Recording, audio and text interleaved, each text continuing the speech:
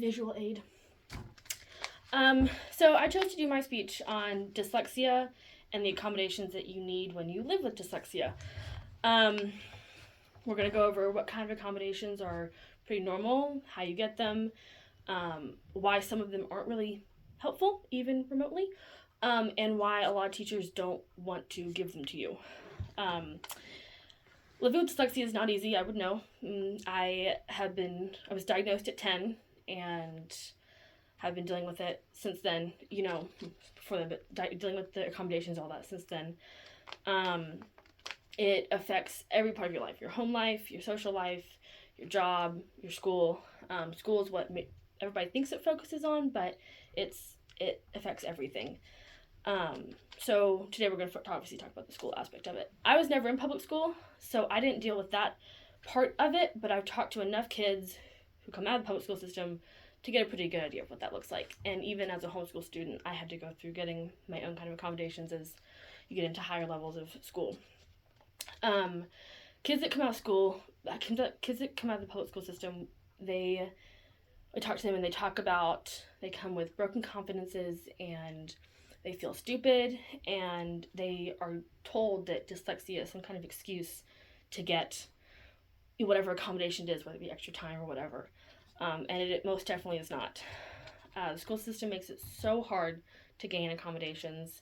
These kids come out of school system and they think that they have failed, when in reality the school system has failed them. And so I try to talk to them and bring them into the light about what it actually means and what they actually are. So these kids need more help than the school system provide, but even what the school system can provide, they don't always. I remember when I got my accommodations for my SAT, I had the highest level of accommodations you can have, which is not easy to get by any means.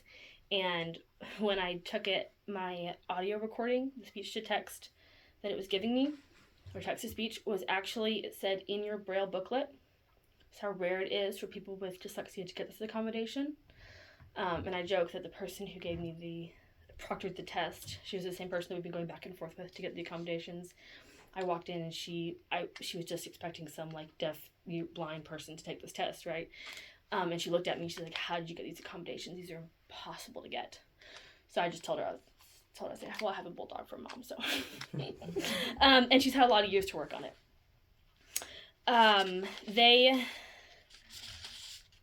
The accommodations that they provide, such as additional time, they provide additional time, text to speech, formula cards for math, all these things, they're important and they're so hard to get.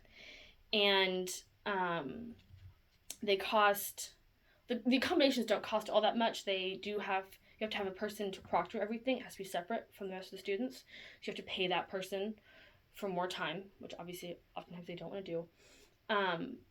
But even these accommodations aren't truly enough.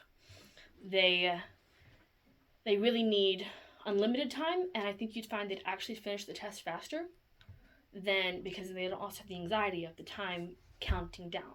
And you can see the minutes going down and your brain still can't think of it.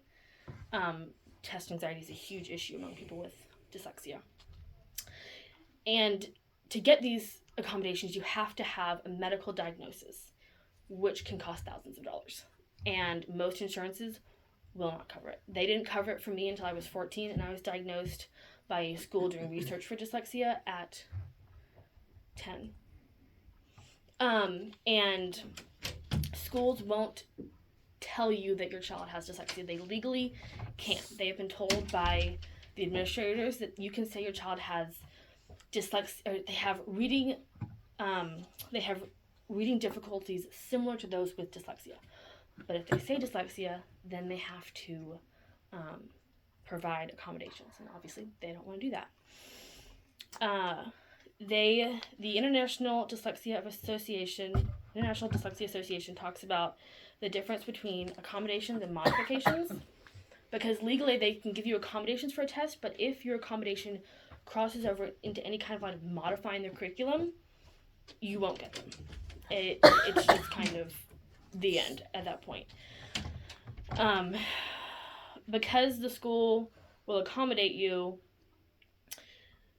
they don't, like I said, it's just that's pretty much the end of when it comes to modifications. Now, being homeschooled, you can make your own modifications, which is what we did growing up, and it's why I'm doing as well in school as I am now. The problems aren't just in the public school system. They continue on into college. I'm finishing up my freshman year of college, and I did dual enrollment before that, and there's not been one class yet where I haven't had to fight in some way, shape, or form for my accommodations, because teachers either don't want to give them to you, or I even had a teacher tell me that her test was so easy, and that basically you would be stupid to need that much time. So it can be very disheartening, but I learned to stand my ground with authority figures and with teachers who you usually aren't supposed to go up against. And I was like, I don't have a choice. This is a legal requirement you have to give me, whether you like it or not. It just is. It's just a fact. Like the accommodations that I have, like I said earlier, some of them sound great, but they aren't. Like the Yale Center for Dyslexia and Creativity says speech to text sounds like a great accommodation. I have it. But we do not have programs that adequately translate. And so I'm left with gibberish. And I'm still over here completely clueless. Because I remember I was so excited. One of the accommodations I have, which is a note-taking, so it records the lecture that I take. And I can type notes in, but then it wrote it into speech. And I was so excited. I looked at my mom and I went, this is gibberish. This isn't even English at this point. They're just making up words now. And so that's a huge issue I've run into. And then, like I said earlier, teachers don't want to give them to you. They think you don't need them. And I always tell them, like, they think it gives you some leg up. And I've always said, it just is evening the playing field. It's not, it's making it so that I can, on some level, compete with everybody else. I'm still at a disadvantage, even with every accommodation that I have. And so the way that the laws are written, it's very specific, which once again, sounds like a good thing. You're very specific in what they have to legally give you, but then it means there's no legroom as far as what you need. And they make public school systems, they make it so hard for them to help children with dyslexia. I remember when I observed in a classroom for one of my other classes, I did over 15 hours in a kindergarten classroom, 5 and 6-year-olds, right? And I was talking to the teacher, and she was like, she said, I know this kid has this, and this, and I can't say anything about it. And I can just do what I can do to help them, but I have no control over teaching them and all of those kids, like you could just, I remember, because I talked about it, I kind of live with rose-colored glasses of disability over my face. Because everywhere I see, as a nanny, I look at kids and I go, ooh, I see this, this, and this, and I can't say anything. You know, you can hint at things, but you can't. So that's kind of what I work towards is as an advocate for dyslexia, and to help kids understand they're not stupid, they're not, they're not dumb, they've been failed, and to help them regain that confidence. So what I have here, I don't know if you can still see it. There we go. Just a little bit of just kind of a graphic, I don't know the word,